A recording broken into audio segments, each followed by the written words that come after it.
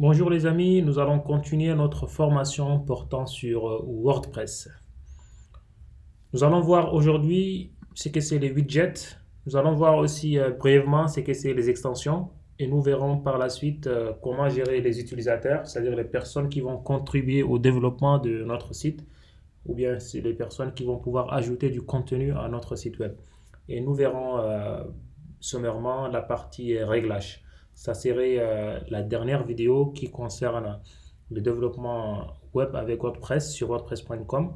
Et nous verrons une autre fois, dans une autre vidéo, comment est-ce qu'on peut installer WordPress sur sa machine ou bien sur son serveur personnel.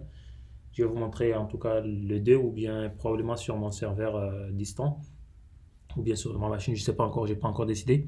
Nous verrons comment est-ce qu'on peut l'installer localement et puis nous verrons comment est-ce qu'on peut le manipuler et vous verrez la légère différence entre WordPress installé localement et WordPress qui se trouve sur la plateforme wordpress.com.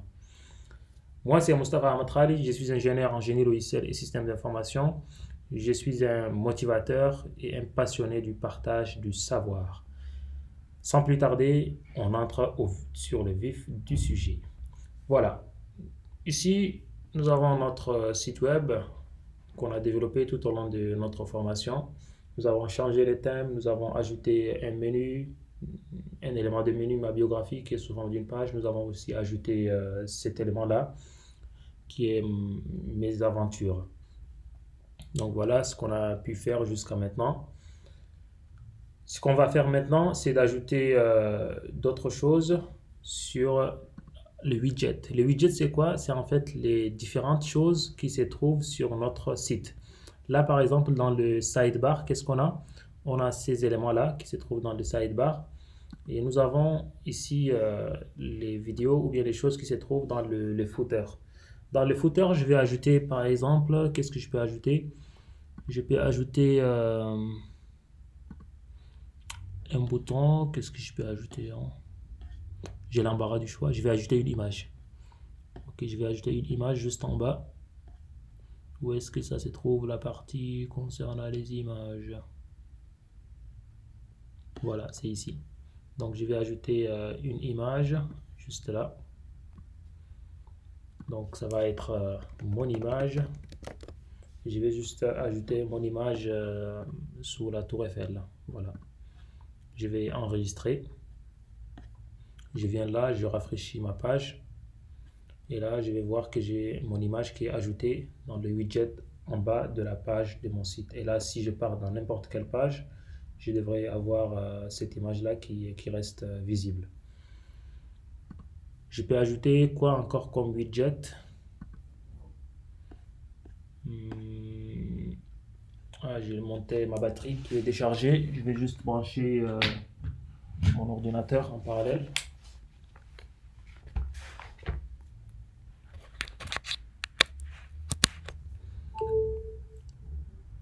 Donc, qu'est-ce que je peux ajouter comme widget? Nous allons voir. Je peux ajouter par exemple les calendriers. Je vais l'ajouter cette fois-ci sur le footer 2. Je sauvegarde. Je mets d'abord un titre, calendrier. Je sauvegarde et puis je rafraîchis. J'ai mon calendrier qui apparaît ici dans le widget. On peut en fait avoir pas mal de widgets hein, qu'on peut trouver sur Internet. On peut même télécharger des widgets ou bien lorsque vous téléchargez un thème, vous allez avoir parfois des widgets qui viennent directement avec le thème. Je vais mettre par exemple du texte HTML personnalisé. Juste ici, je mets le copyright par exemple. Copyright. Donc, je vais écrire ici tout droit réservé. Et je sauvegarde. Je viens ici, je rafraîchis. Et là, j'ai mon copyright qui apparaît. En fait, vous pouvez écrire tout ce que vous voulez hein, dans un widget HTML. Vous pouvez écrire tout ce que vous voulez. Vous pouvez ajouter des images. En fait, vous pouvez écrire du HTML ici, en fait. Voilà. Donc ça, c'est grosso modo ce que c'est les widgets. Vous pouvez ajouter même des trucs d'Instagram. C'est quoi ça? Pour Instagram, on va voir. Est-ce que c'est un lien ou c'est quoi? Je sais pas. Je pense que c'est un accès à Instagram. En tout cas, moi, je vais pas donner accès quand même à mon compte Instagram, hein. Mais si vous voulez, je peux vous juste mettre le lien, hein. Je vais juste mettre le lien vers Instagram. Et pour cela, c'est juste un lien que je vais ajouter. Où se trouve les liens? Voilà, un lien ici. Je vais ajouter ça et je vais retirer ça. Donc, ah non, c'est pas ça. C'est pas ce que je voulais. Un lien personnalisé, il n'y a pas. Malheureusement, il n'y a pas de lien personnalisé. Ben, ce que je peux faire, c'est d'ajouter ça et puis voilà, je l'ajoute. Où est-ce que c'est venu? C'est venu là, je le glisse, je le dépose là.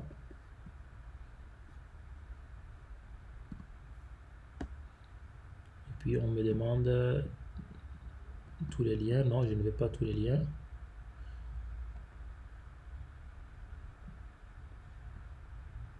Bon, lien par ID.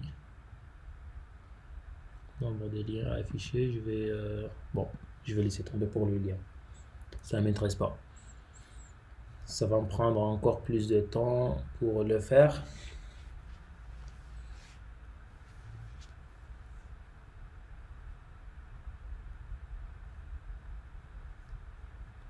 Ce que je vais faire, c'est d'ajouter juste le lien vers mon compte Instagram ici. Donc voilà, je mets le lien ici. Donc ça serait mon compte Instagram.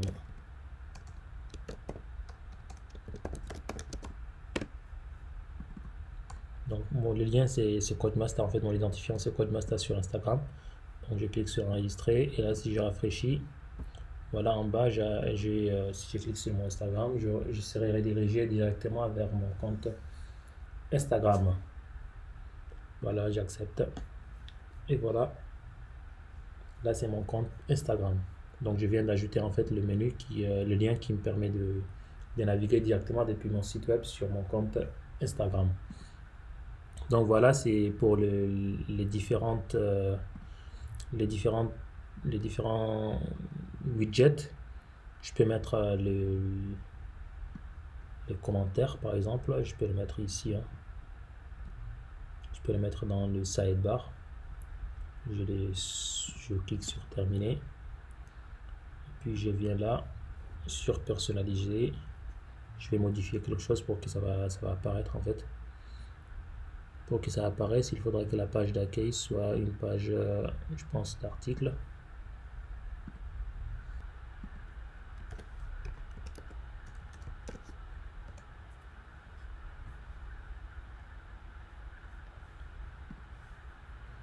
Voilà, donc j'enregistre ça comme je l'ai enregistré. Donc je sors, je viens là sur la page de mon site, je clique Codemaster et voilà. Donc j'ai toutes les infos, j'ai les commentaires aussi qui sont là. Là j'ai mon site, j'ai les différents articles qui apparaissent ici. Et puis juste à gauche ici, j'ai la confiance en soi, la vidéo et puis les articles récents, tout ce qu'on avait fait auparavant. Donc là, ce que j'ai fait, c'est quoi? J'ai tout simplement ajouté ce widget là, c'est un widget de commentaires. Et tout cela, c'était aussi des widgets qu'on avait ajoutés juste à partir de la personnalisation. C'est-à-dire que j'ai cliqué sur personnaliser. Et puis depuis personnaliser, qu'est-ce que j'ai fait? J'ai cliqué sur widget, puis bloc. Puis là, j'ai ajouté en fait les différents widgets là. Vous pouvez les ajouter soit à partir de là, soit vous partez dans apparence puis widget et puis vous ajoutez tout ce que vous voulez. Vous pouvez les ajouter dans les différentes catégories qui se trouvent, hein, soit dans le sidebar, soit dans le footer 1 ou bien le footer 2. Et ces conteneurs là dépendent en fait du thème que vous utilisez. Il se pourrait que vous utilisez un autre thème et là vous n'aurez pas ces trois catégories là, ces trois rubriques. Vous allez trouver 5 ou 6 voire même 10 rubriques différentes. Donc les endroits des widgets dépendent en fait de la configuration du thème que vous avez installé et que vous utilisez sur votre site web. Voilà, là c'est en ce qui concerne les widgets. Pour les extensions, en fait, à chaque fois que vous développez un site web, vous allez utiliser les fonctionnalités des bases qui existent sur WordPress. Pour gérer, pour créer un article, pour créer des commentaires, créer des pages, pour ajouter une image, pour ajouter une vidéo, pour ajouter un lien. Tout ça, là, on les appelle des besoins qui sont connus par tout le monde. Maintenant, il peut arriver à un certain moment où vous voulez faire une fonctionnalité, une tâche de votre client, seulement que cette tâche-là est un peu complexe et donc il n'y a pas la possibilité de la faire sur WordPress. Pour cela, vous allez trouver des plugins, des extensions, on les appelle, ce sont des plugins hein, que vous téléchargez, que ce soit gratuitement ou bien payant, et vous allez les utiliser pour créer votre site. Par exemple, si vous voulez créer un site comme celui du coronavirus, que je vous ai dit, là, que je vous ai montré la fois passée, par exemple, pour créer une rubrique comme celle-ci, ou bien pour créer des articles de cette façon-là, très jolis de cette façon-là, ou bien pour créer, par exemple, si vous venez dans la partie connaître le virus, j'ai créé une rubrique qui est super intéressante avec des trucs comme ça, par exemple, et vous voyez tout ça. Donc, pour faire des choses comme ça, parfois, c'est pas possible de le faire automatiquement. Donc, ce que vous allez faire, c'est quoi? C'est de télécharger des plugins ou bien des extensions que vous allez utiliser par la suite pour faire ce travail-là. Moi, j'ai fait ce travail avec un plugin qui s'appelle Elementor, que vous voyez ici. Voilà, c'est ce plugin-là. C'est un plugin qui est payant. Vous pouvez le télécharger. Il faudra en fait payer quelque chose. Hein. Une fois que vous l'aurez installé, vous pouvez faire pas mal de choses. Il vous permet de faire des superbes choses sur la page principale, notamment et sur les différentes pages que vous utilisez. Moi, par exemple, j'ai fait toutes ces choses-là grâce à Elementor. Sinon, on ne peut pas le faire en fait avec du développement WordPress classique comme ça. Par exemple, cette rubrique-là, vous voyez, avec du texte officiel qui sort ici, vous pouvez gérer aussi ces traits-là, vous pouvez modifier la taille de cette partie-là. Vous allez avoir un article ici suivi d'un autre avec des choses comme ça, avec ces trois pipes-là, tout ça. En fait, cette ergonomie est super belle là. Vous ne pouvez pas la faire directement avec du WordPress. Il faudra en fait installer des plugins. Et ces plugins-là, malheureusement, certains sont payants et d'autres qui sont gratuits. Par exemple, le Contact Form 7, là, c'est gratuit. Là, je sais que c'est gratuit parce que je l'utilise. Et celui-là, il est payant. Il y a pas mal d'autres aussi qui sont payants. Par exemple, là aussi, BuddyPress, c'est le concurrent de Elementor. Aussi, il est payant. Donc voilà, c'est ça l'intérêt en fait des plugins. Ils vous permettent de développer des choses ou bien de faire des choses que vous ne pouvez pas faire nativement avec WordPress. À chaque fois que vous avez un besoin qui est beaucoup plus avancé, vous aurez besoin d'un plugin. Voilà en ce qui concerne la notion des plugins. Maintenant, nous allons voir les utilisateurs. En fait, lorsque vous travaillez avec WordPress, vous allez devoir créer parfois des utilisateurs. Par exemple, si vous voulez créer un site web pour un journal, donc qu'est-ce que vous allez faire? Vous allez créer plusieurs utilisateurs. Par exemple, pour n'importe quel journaliste, vous allez créer un compte. Et là, vous allez le faire dans la partie gestion d'utilisateurs. Les utilisateurs peuvent aussi créer des comptes si vous avez autorisé ça. Et puis, ils peuvent faire des commentaires. De cette façon-là, à chaque fois, lorsqu'ils font des commentaires, on ne va pas leur demander leur nom ou bien je sais pas, adresse mail, ainsi de suite. Ils vont directement mettre le commentaire et puis le reste, la partie mail et autres, là, on les gère nous-mêmes parce qu'ils sont déjà connectés sur notre site web. Donc voilà l'utilité de la partie gestion d'utilisateurs.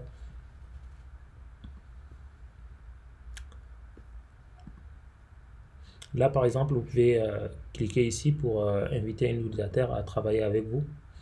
Par exemple, là, je peux créer un compte que je peux appeler par exemple rédacteur. Et puis, je vais lui donner le rôle d'éditeur. Et puis, je lui envoie un message. Je lui dirai, je sais pas, bonjour, blabla, tout ça là. Vous êtes invité à créer, je sais pas, un compte chez moi. Donc, ce ne serait pas rédacteur, mais ce serait une adresse mail, par exemple, contact codemaster.com. Là, j'aimerais que Codemaster soit, par exemple, un éditeur de mon site web. Donc, je lui envoie un message, blabla. Et puis, je lui envoie l'invitation. S'il accepte mon invitation, il pourra par la suite devenir directement un- une personne qui travaille en fait dans mon site web. Donc voilà, pour le moment, c'est juste une invitation. Je vais essayer de l'accepter avec mon téléphone et ça va apparaître directement sur la partie éditeur par la suite. Donc voilà, j'ai trouvé l'invitation, j'accepte l'invitation. Donc j'ai accepté l'invitation. Je vais voir est-ce que ça apparaît directement ici. Je suis devenu un rédacteur. Voilà, j'apparais ici dans la partie équipe. Donc vous voyez, c'est ici qu'on gère en tout cas tout ce qui est gestion d'utilisateurs. Et là, monsieur Coach Mastala, il peut maintenant gérer le site web qu'on vient de créer. On peut créer autant de journalistes qu'on veut, par exemple, pour un journal, pour un site web d'un journal ou bien d'une magazine ou bien pour une radio. Voilà, c'est ça l'utilité de la gestion d'utilisateurs. On peut aussi les supprimer hein, si on veut. On vient là, on peut même le rétrograder. Par exemple, on peut supprimer déjà l'utilisateur ou bien supprimer tout son contenu. On peut en fait faire tout ce qu'on veut avec pour un utilisateur. L'essentiel est que la personne qui gère les utilisateurs soit un administrateur, quoi. Voilà, je reviens sur le tableau de bord. Donc on a vu la gestion d'utilisateurs. Nous allons voir maintenant le réglage. Dans le réglage, dans la partie principale, qu'est-ce qu'on a? Dans la partie générale, on a le nom du site, on a la description du site, on a l'heure, si on veut remplacer l'heure on est dans le fuseau horaire, c'est Paris, on peut mettre, je sais pas, un autre pays, le Tchad ou on peut mettre tout ce qu'on veut, hein. Ah, le Tchad n'apparaît pas encore. Non, ne me dites pas ça. Je vois pas le Tchad. Peut-être N'Djamena, oui, voilà, j'ai N'Djamena. Donc je vais mettre le fuseau horaire de N'Djamena. Il y a aussi la manière de présenter la date, ainsi de suite. Et je peux faire enregistrer. Là, ici, j'ai la partie écriture. Il n'y a pas grand chose à faire, hein. C'est la partie administration. Là, par exemple, sur le format des articles, voilà, je sais pas, ça sert à quoi. La catégorie par défaut des articles, là, je vais mettre aventure. C'est-à-dire, lorsque vous créez un article, par défaut, il sera catégorisé où? Je vais mettre dans la catégorie aventure. Et là, c'est la lecture. Pour la lecture, par exemple, lorsque vous consultez votre site, vous voulez afficher combien d'articles sur la page, par exemple la page aventure, et puis le reste, ça va être 1, 2, 3, 4, et puis on peut passer aux éléments suivants. Si vous avez remarqué dans certains sites, c'est comme ça que ça se présente. Voilà. Là, c'est la partie discussion. Là, c'est médias, sondages, il y a pas mal de choses, hein. Nous, tout ça, là, ça ne nous concerne pas. En tout cas, vous pouvez visionner toute cette partie-là, tout ce qui est sondage, si vous voulez, toutes ces catégories-là, ou bien tous ces éléments de menu, si vous voulez. Nous, ce qui nous intéresse, c'est de parcourir WordPress, ce qui nous permet de faire. On a vu comment est-ce qu'on peut créer une page, on a vu comment est-ce qu'on peut créer un article, on a vu comment est-ce qu'on peut ajouter une page à notre menu, on a vu comment est-ce qu'on peut ajouter une catégorie d'articles à notre menu, on a vu comment est-ce qu'on peut changer un thème, on a vu comment est-ce qu'on peut modifier par exemple le nom de notre site. Par exemple, là c'est Codemaster Training Center, on peut mettre le slogan ou bien la description, on peut la modifier comme on veut. On a vu comment est-ce qu'on peut ajouter des widgets. On a vu aussi ce que c'est les extensions et quand est-ce qu'on en aura besoin. On va voir lorsqu'on aura installé WordPress sur notre machine, comment est-ce qu'on peut installer un plugin ou bien même sur notre serveur. On a vu aussi la notion d'utilisateur. On peut en fait être plusieurs à travailler sur le même site. Il suffit seulement que la personne crée un compte et vous le validiez, ou bien vous pouvez aussi l'inviter en utilisant son adresse mail. Il aura un mail directement qui sera envoyé à lui. Et vous pouvez, lors de la création de l'utilisateur, lui donner un rôle en tant qu'administrateur ou bien un éditeur ou bien juste un abonné. Et même s'il accepte en tant qu'éditeur, vous pouvez aussi le rétrograder ou bien lui donner plus de pouvoir. Un administrateur, en fait, il peut faire tout ce qu'il veut. lorsque vous créez un utilisateur. Donc les administrateurs, ils ont le pouvoir de tout faire dans le site. Ils peuvent supprimer des utilisateurs, ils peuvent modifier des utilisateurs.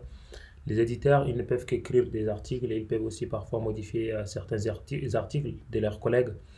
Et le rédacteur, ils ne peuvent qu'écrire seulement en fait des articles et modifier leurs propres articles. Les abonnés, quant à eux, ils ne peuvent que commenter en fait les articles, ils ne peuvent rien faire encore. On a vu tout ça là. On a vu aussi comment est-ce qu'on peut, bien on l'a pas vu, en tout cas c'est ici qu'on peut faire. Lorsque vous cliquez sur utilisateur, mon profil, c'est là que vous pouvez changer vos informations à vous. Vous pouvez ajouter votre nom, votre prénom, ajouter une photo. Vous pouvez aussi changer votre mot de passe en cliquant juste ici sur mot de passe. Voilà, et vous pouvez changer votre mot de passe comme vous voulez. Vous pouvez aussi vous déconnecter en cliquant sur ce bouton-là. Donc voilà les différentes choses à savoir sur la partie utilisateur. Et on a vu aussi que vous pouvez acheter un nom de domaine ou bien acheter d'autres choses sur wordpress.com parce que c'est comme ça qu'ils gagnent leur vie.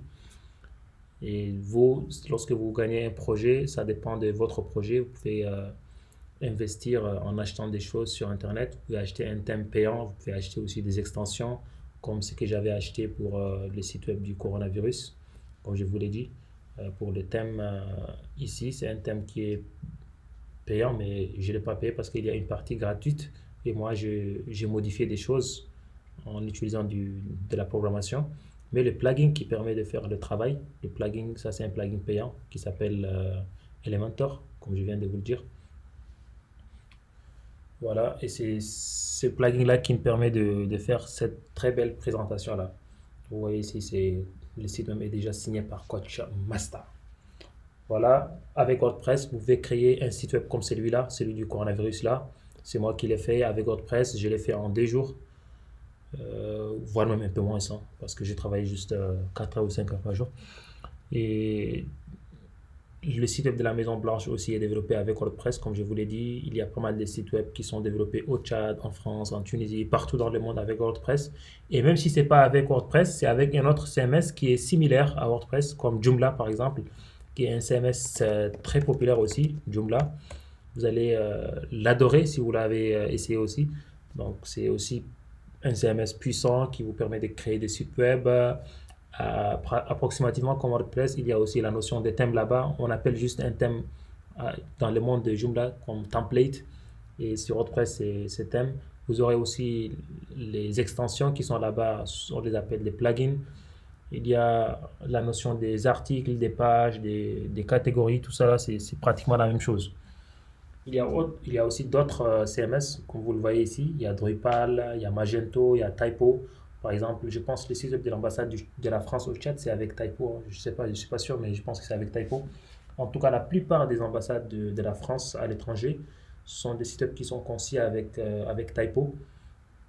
Drupal, par exemple, le site web de Campus France, c'est développé avec du Drupal. Magento, je ne connais pas encore des sites web qui sont développés avec Magento, mais PrestaShop, c'est un CMS qui permet de créer des boutiques en ligne. C'est exactement comme WordPress, mais c'est orienté en fait pour les boutiques en ligne, c'est-à-dire pour faire des sites web e-commerce. Voilà, on a parcouru tout ce qui est nécessaire à savoir sur WordPress. J'espère que vous avez adoré la formation, j'espère que vous avez appris pas mal de choses là-dessus. Je vous remercie d'avoir regardé toutes ces séquences-là, d'avoir suivi la formation. J'espère vous revoir très bientôt pour vous montrer comment installer WordPress sur votre machine ou bien sur votre serveur à vous-même au lieu de l'utiliser sur la plateforme wordpress.com.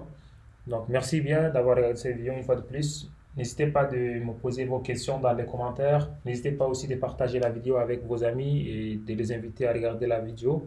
Ça va m'aider à concrétiser ma passion ou bien mon ambition de partager en tout cas tout ce qui est savoir avec la communauté. On se verra, Inch'Allah, une autre fois. Ici, c'est Code Master et ciao!